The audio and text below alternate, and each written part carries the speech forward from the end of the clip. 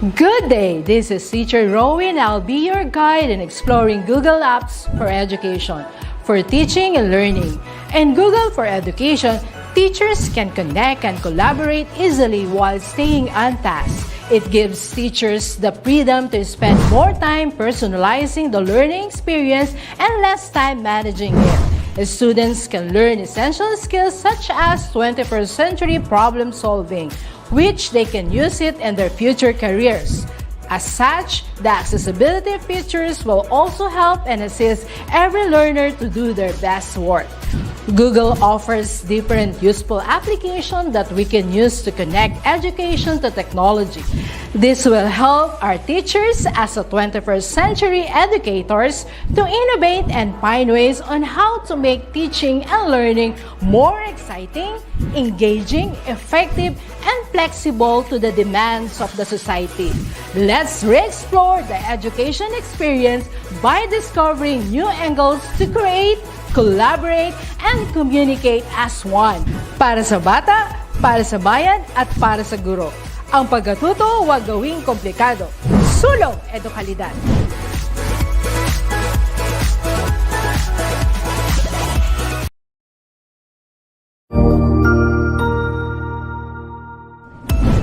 Mabuhay! Isang mapagpalang araw sa ating lahat. Ako ang inyong lingkod, Tutor Madge.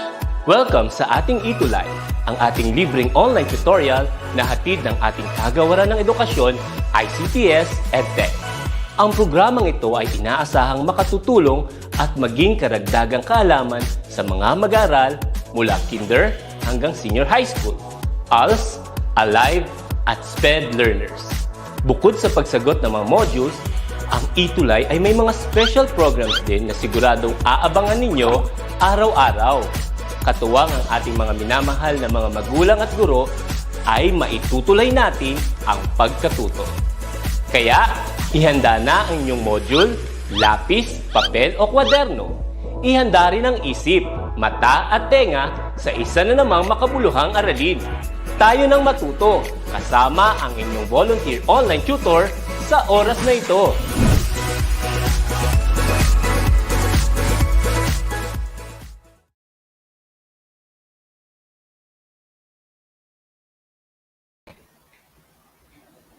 Isang yumstastic na hapon, our yumstastic cuties mula Luzon, Visayas at Mindanao. Welcome sa inyong DepEd ETUlay online tutorial program. Ito ay handog sa inyo ng Department of Education sa pangunguna ng Educational Technology Unit. Hayaan nyo kaming samahan kayo sa isang makabuluhang pag-aaral sa hapong ito. Kaya naman, humanda na at sumamang saliksikin natin ang hiwaga ng humanidades sa taghang panlipunan. Hello, hello sa mga maaga naririto ngayon. Meron na ba? From our comment section, meron na po bang gustong mag-good afternoon sa ating lahat? Hello, hello. Okay. So, since wala pa ako nakita sa ating comment section, ay i-remind ko lang kayo no, na magkakaroon din tayo ng i-feature ng mga estudyante na napakasisipag umattend ng ETUlay online tutorial natin ngayon. Okay. So, for this afternoon, our subject is Introduction to World Religions and Belief Systems every Thursday from 4:40 to 5:20 p.m. Usually, nakakasama ko si Tutor Grace from SDO Quezon. Siya ang aking mentor but now, merong emergency si Tutor Grace. At next week ay talagang totoo na makakasama na talaga natin si Tutor Grace. At ako naman ang inyong lingkod, si Tutor Rio from SDO Olongapo City. Okay, so this Thursday, our subject Introduction to World Religions and Belief System will focus on one topic. Our topic for quarter 1, week 5 is Confucianism. Last week, naaalala nyo pa ba kung ano yung ating topic, cuties? Tingnan ko nga kung nandito na sila. Ayun, sabi ko na nga ba, nandito na ang ating mga cuties na napakasisipag. Hello, Mark Nico Casimiro. Sabi niya, hello po. And Joseph D. Soquezo, hello din sa'yo. Mary Sevillano, good afternoon. Joseph, oh, okay na, sabi ko na. Velika Pepito Sumalinog, good afternoon, ma'am. And then, Kesil M. Magsalang, good afternoon. From 11 Plato, from City of Bogos Science and Art Academy. Hello din sa'yo, Apple Jean Tero Rumungsod. Okay, good afternoon sa inyong lahat. Hello, hello, at masaya naman ako ay may kasama na naman ako dito na mga cuties na napakaraming gustong matuto tungkol sa Introduction to World Religions and Belief Systems. O, ano na, yung tanong ko sa inyo, ano ang ating topic last week? Anybody from our cuties? In 5, 4, 3, 2, and 1. Naku, wala nakasagot sa ating mga cuties. Ang ating topic last week is about Hinduism. O, di ba? Nakalimutan nyo na yon? Okay, so now we will try to describe Confucianism.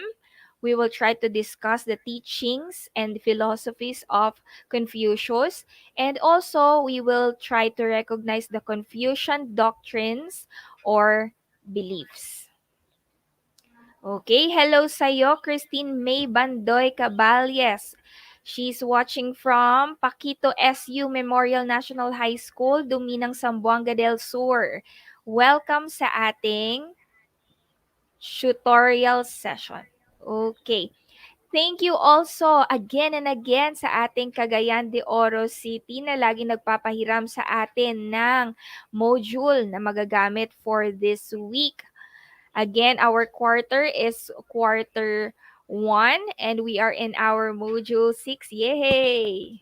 Malapit na. Malapit na makatapos ang ating mga cuties.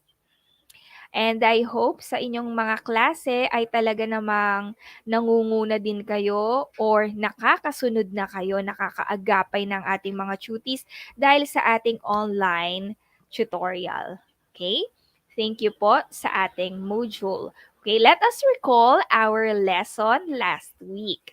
Okay, just type in the comment section what is the correct answer. We just have to fill in the blanks. There are 4 items for our recall. So let us start with number 1. Blank is the religion of 500 people. Can you tell me what it is? So type in the comment section. In 5, 4, 3, 2, and 1. Okay. Ang ating topic last week ay sorry, no? Hindi Hinduism ang ating topic last week. It's Theravada Buddhism. However, wala rin talagang sumagot from our cuties. So, number 1, Theravada Buddhism is the religion of 500 people. Okay. Again, type in the chat box if you know the answer. For number 2, just type number 2 and then the answer. The question or the sentence that should be or the phrase that should be completed is, the sacred writings of Theravada Buddhism are T and blank. What is it? Anybody from our cuties? In 5, 4, 3, 2, and 1. Ako, cuties, makakalimutin na rin kayong katulad ko, ano? Okay, sige. Sa ating number 2, the sacred writings of Theravada Buddhism are called as Tripitakas. Okay. Those Tripitakas also have inclusion, no, yung ating Tripitakas ay may mga nilalaman siya na iba't iba din ng mga chapters. Okay. Our item number 3. It claims to have preserved the original teaching of blank with pristine purity. Sino kaya ang tinutukoy dito? Okay? In 5, 4, 3, 2, 1. Chutis, go, go, go. Okay, kung ang answer nyo sa inyong notebook ay Siddhartha, kayo ay tama. Good job. Okay, for number 4, Buddhism follows the Four Noble Truths and the blank. Okay, may sumagot dito na, wala pala, siya pala ay, section niya pala yon. Hello, Kyla Tamosa, good afternoon sa'yo. Ganun din kay Shera May Piamonte. Hello, hello. Okay, Buddhism follows the Four Noble Truths and the Eightfold Path. Okay, so now we will start with our lesson. Confucianism. So sabi dito, no, Confucianism is considered sabi dito, religion because its ideals were inspirational, not in the supernatural sense, but in the sense of aiming for excellence in one's relationship with others. For Confucius, focus on relationships should be emphasized, for it is often taken for granted that these relationships which we encounter every day should be the easiest to perfect, but in reality, they are the hardest to attain. Moreover, Confucius stressed the importance of rituals, which would lead them back to the ideal society of ancestors, and when there was harmony between the heaven and the earth. Kayo, Chutis, anong masasabi nyo? Ang Confucianism ba ay religion or philosophy? Alam nyo kasi, Chuties, may mga nagsasabi na ang Confucianism ay hindi naman religion. It is a philosophy. Kasi it talks about ethics on how you deal with other people, on your relationship with other people. So, asaan doon ang God? So, they say that Confucianism is philosophy. Now, if you will be asked if Confucianism is religion or philosophy, your answer should be both. Okay, good afternoon, Sam Agustin or Samari D. Agustin, ABM 12, Rizal, watching from Quirino National High School, sabi niya. Okay, so again, Confucianism is not just religion. Confucianism is not just philosophy. It's both.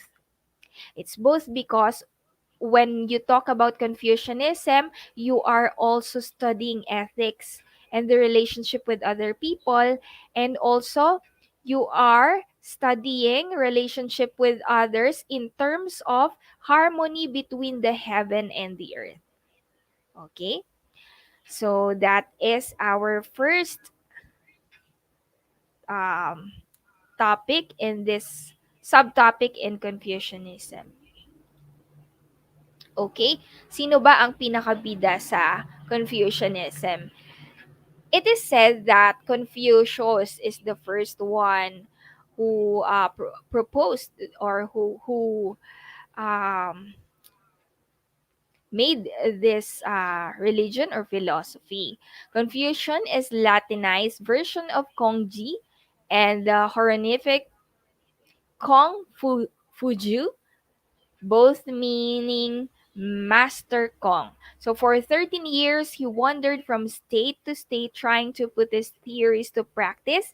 And at 67, he returned home to teach, where he gained more disciplines and to preserve his classical tradition by writing and editing.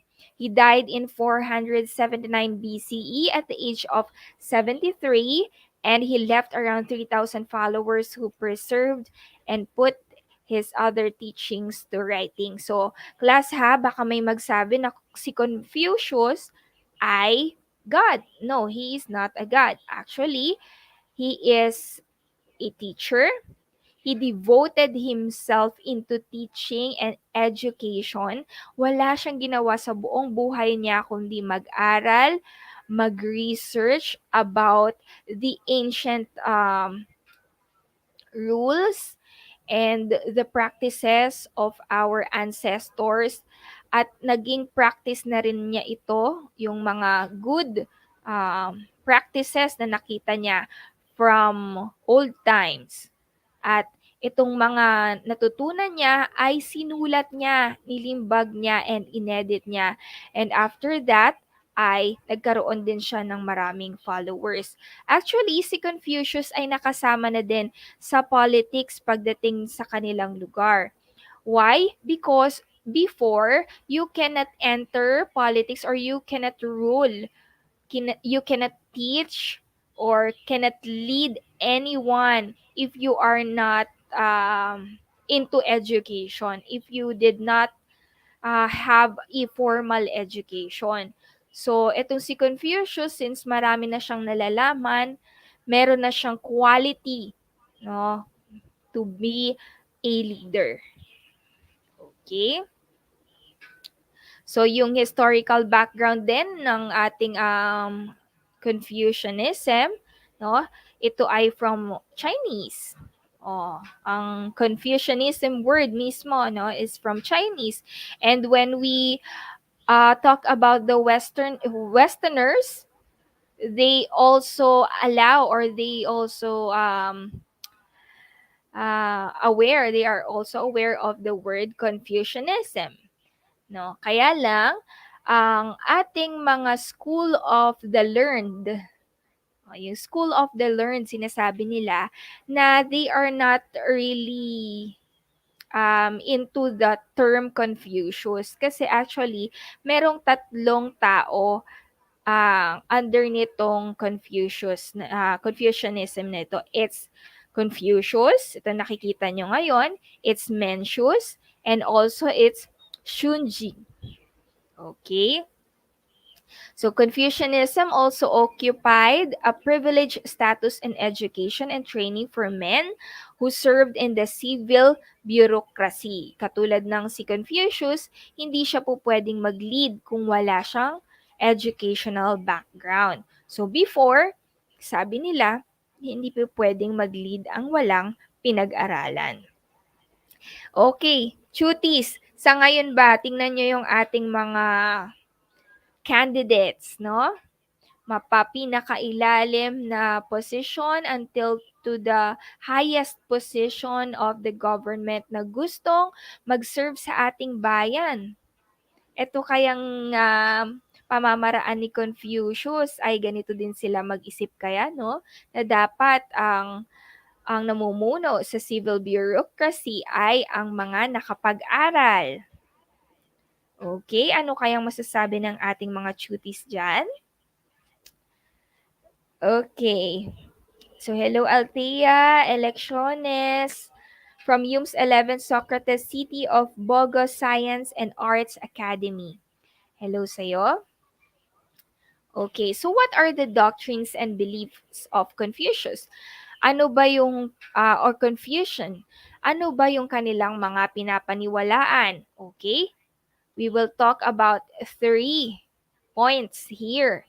No, it's the belief in Tian, it's the belief of human nature as originally good or evil, and also the rectification of names. Ano ba to mga to? Tutorio, ang hirap naman banggitin at ang hirap intindihin.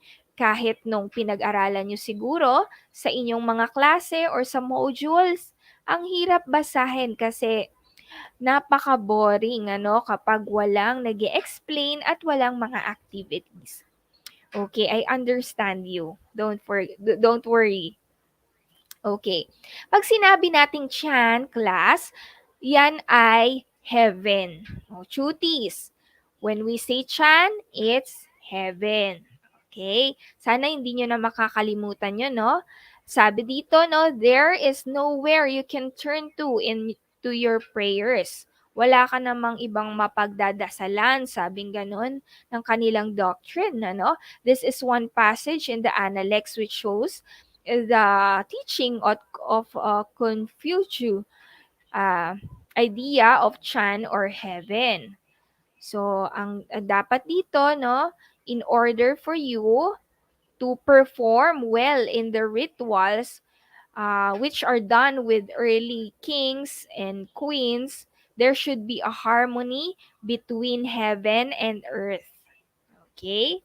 So, dapat maayos ang pakikitungo mo din sa kapwa at maayos ang iyong ritual na ginagawa para din na piplease mo ang heaven. Okay? Number 2 is human nature as originally good or evil. So, sabi nila dito, ang tao ay pwedeng, may nagsabi kasi sa mga Confucian, no? Ang tao, nung pinanganak, ay wala pa siyang bahid ng kasalanan. So, ang tao ay talagang mabuti at siya lang ay nagiging masama because of the neglect of the environment. Okay? Ang environment niya ang may kasalanan, kaya siya naging ganon. Yun ang sinasabi sa originally good. Okay? Kaya lang sa mga confusion, naniniwala din sila no sa kanilang doctrine na meron ding people are originally evil. Okay? They are basically evil, but they can be improved through self-cultivation. When you decide to yourself that you wanted to be a good person, when your environment support you to be a good person, kahit ikaw ay evil, you will be a good person in the future. Okay? So, yun yung sinasabi doon na dalawang paniniwala there, that person or human nature is good originally and is evil originally. Okay? And then the third one is rectification of names. Okay. Ang ibig sabihin ng rectification of names ay people must play their assigned roles in the society. This was later called rectification of names. Okay? So, sabi dapat ang mga roles natin sa ating society ay hindi nag-overlap.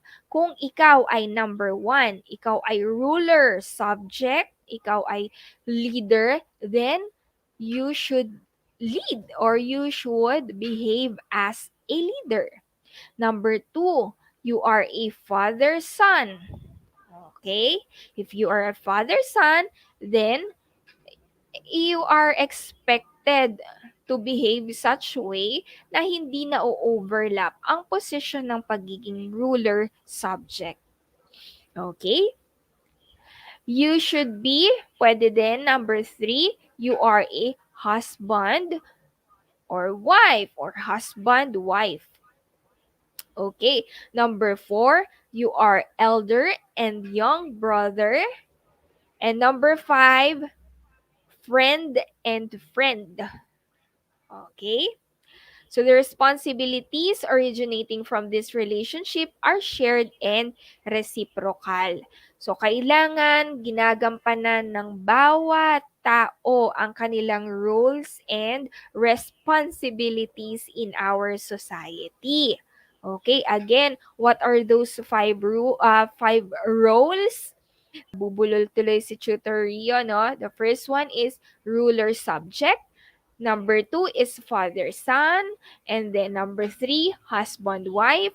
Number 4, elder or older brother. And number 5, friend and friend. Hello muna sa ating mga masisipag na cuties from Emilia Belmonte Acosta, Wilfred Santos, Russell Libra Yunting, Sheena A. Alfornon. Hello sa inyo. Sabi ko na from the Philippines to all over the world, from Massachusetts, USA, magandang araw, Tutor Rio, sabi ni Ma'am Janet Flood Patayon. Okay? Ganon din kay Ma'am Althea, Sharon, Shaina, Lisel. Okay. So, hello sa inyo. Okay, now let us try to continue our lesson. There are three practices of rituals.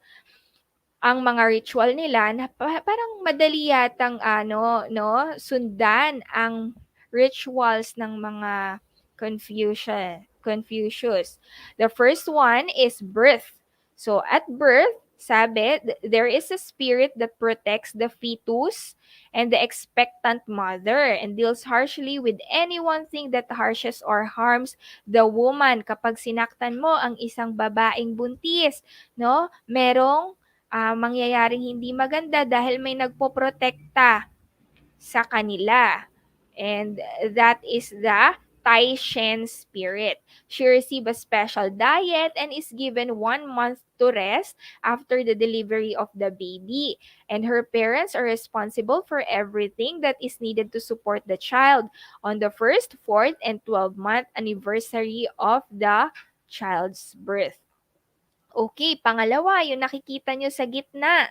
Okay? No, napakagandang view. That is what we call marriage. Okay? Sa marriage nila, katulad ng mga nakikita natin in our society, merong usual na ngayon no sa ating anong tawag nito? Modern world na merong proposal and then nagkakaroon kayo ng engagement. Pero sa kanila meron ding dowry. Ang dowry, no, it is a transfer of parental belongings where when their daughter is getting married. So gifts equal in value after given to the bride and groom. So merong ibibigay ang parents doon sa groom, meron din ibibigay ang parents na doon sa bride. Okay? After dowry, meron na silang procession. Ito na yung magkakaroon ng ceremony.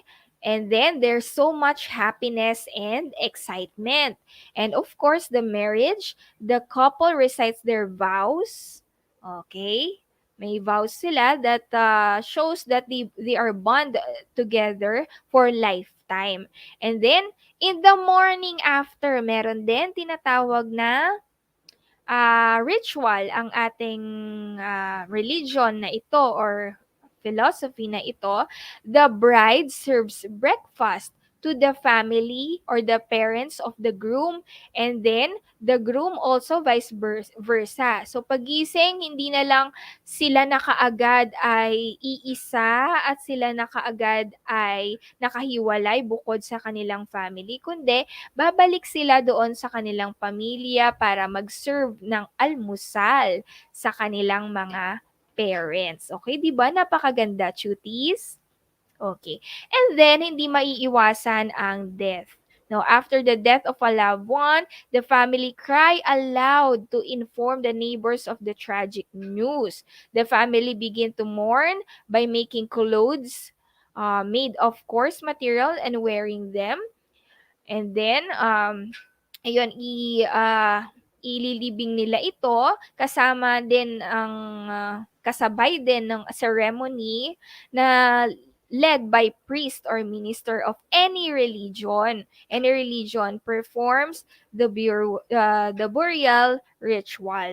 Okay? So, dadalahin na rin nila yung kabaong papunta doon sa kanyang libingan. Okay? And the public worship called liturgy is performed on the 7th and 9th and 49th days after burial, along with the 1st and 3rd year anniversary of death.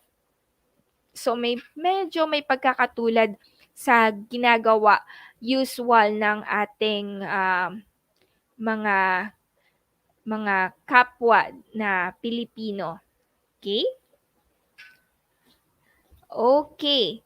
So there are 5 constants also known as the 5 classical virtues or wuchang are the 5 most important Confucian ethics mentioned in the Analects and Book of Mencius. These include the following: Ren or benevolence, Yi or righteousness, Li or propriety, Shi or knowledge, wisdom, and Shin for fidelity. Okay? So when we say, again, no, when we say Ren or benevolence, it means that you are respecting, no, that you wanted to achieve Li. no, or other traditional rituals, which means follow the social hierarchy pattern after family relationship. Okay. Rent can also be achieved by extending one's filial love for parents and siblings to fellow human beings. It can also be achieved by avoiding envy or harm. So pag sinabi natin na itong five constants na to, ng una ay rin, kailangan nire-respect mo ang unang-una no, ang iyong mga magulang, ang iyong ang iyong pamilya at later on yung inyong komunidad. And because of that, maiiwasan yung envy, pagkainggit at yung harm. Hello sa iyo, Wesley Dale, Cruz Miguel from Emilia Belmonte, Acosta National High School, ganun din kay Jason. Josen Panados, Lavenia Cose. Okay, Wilfred Santos. Okay, hello sa inyo. Kahit na na hapon na ay nandito pa rin kayo kasama natin. Pangalawa, meron tayong tinatawag na yi or righteousness. It can be achieved by having moral disposition to do good. Pag ikaw ay gumagawa ng mabuti, no? That which can only be possible after recognizing what is right from good. It can also achieve through the ability to feel what is right thing to do. Okay? So, hindi mo malalaman yon kapag hindi ka hindi mo in-educate ang iyong sarili. Next is li or propriety, which is considered as a concrete guide to human action and social order. It can be achieved by following guide of human relationship. Okay, it can also be achieved by following the norms of friend and righteousness. And then the she is the knowledge and wisdom can be achieved by knowing what is right from wrong, which is innate in people who are basically good according to Mencius. So, ang tao daw, sabi nga ni Mencius, ay likas na mabuti. Dahil alam mo na ang mabuti, sabi niya, kailangan ito ay iyong pinapractice. Yun yung she. And then lastly, yung shin or fidelity can be achieved by keeping one's word. Ito ang maganda sa Confucianism na nagagamit natin sa nation building, no? Ang shin ay tinatawag na fidelity and also means that you can be faithful or trusted with important task, no? At kapag ang isang tao daw ay wala nito, walang shin, ay hindi siya karapat-dapat mag-lead ng sa isang civil bureaucracy. Okay? Yan yung sinasabi sa ating Confucianism. So here are those: benevolence, righteousness, propriety, wisdom, integrity. Okay? So, ayan, kasasabi ko lang, chuties, no? Let us now complete the diagram. Write your answers in your notebook or in the comment section. Okay, sige. Habang ako ay mag-greet sa ating mga kadarating na mga chuties, hello sa inyo. Shad Louis Santa Teresa from UMS 11 Socrates. Ayan, hello sa iyo. So, just type in the comment section the 5 constants of Confucianism.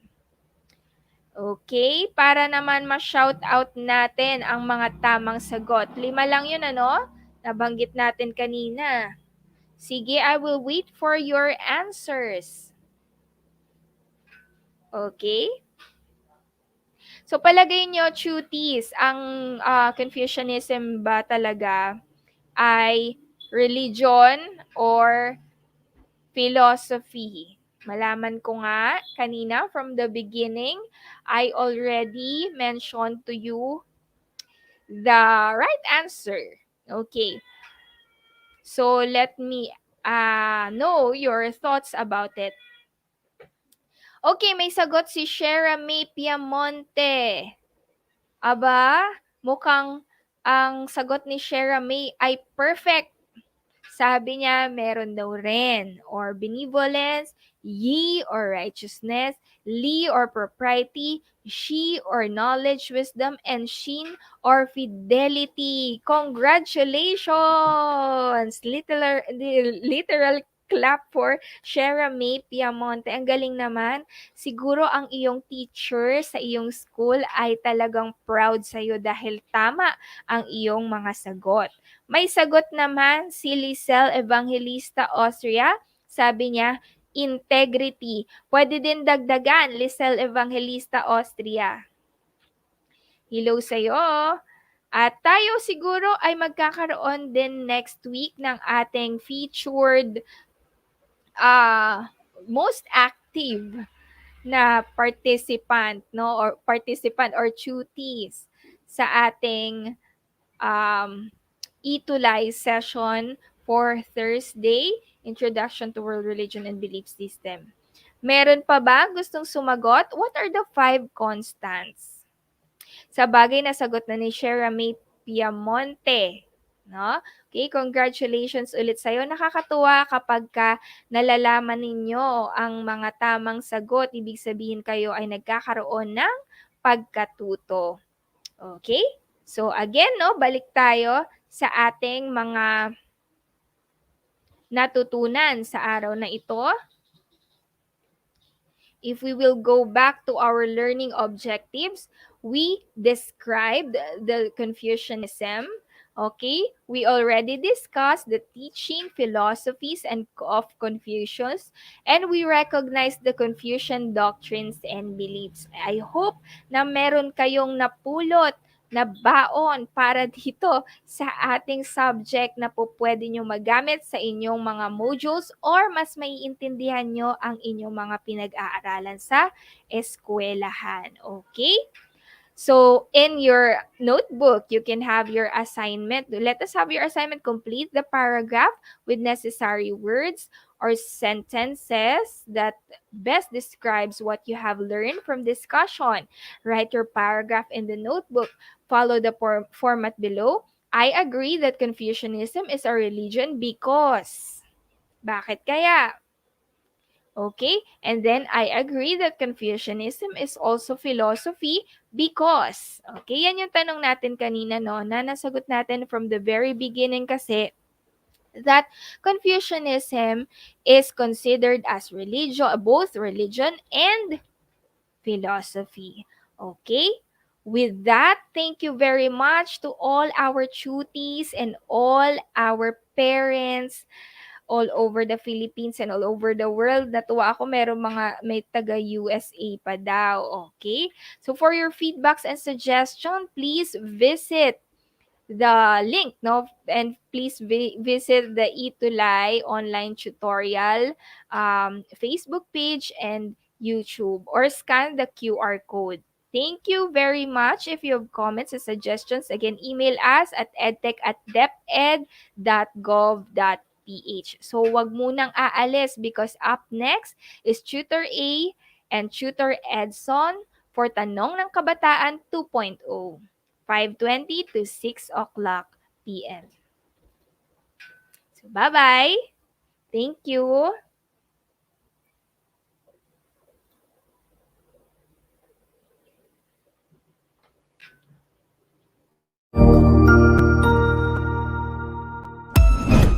Ang husay naman! Natapos mo ang iyong tutorial session kasama ang iyong mahusay na ETUlay tutor. May bago ka bang natutuhan? I-share na yan gamit ang hashtag #ETUlayLevelUp. Huwag aalis ha dahil may susunod pang programa na pwede mo ring panoorin at salihan dahil naghihintay na ang iyong mga tutors. Happy learning dito sa ETUlay!